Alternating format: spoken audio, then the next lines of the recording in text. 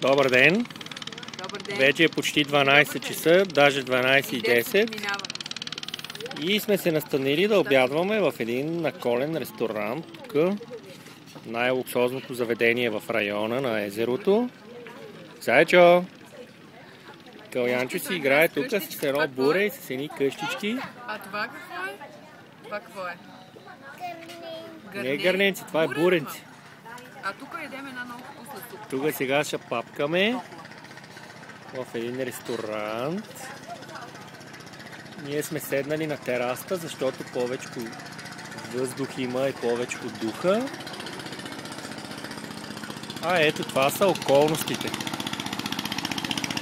Ето ги долу лодките на туристите като нас. А тук долу седат някакви женици и нещо продават.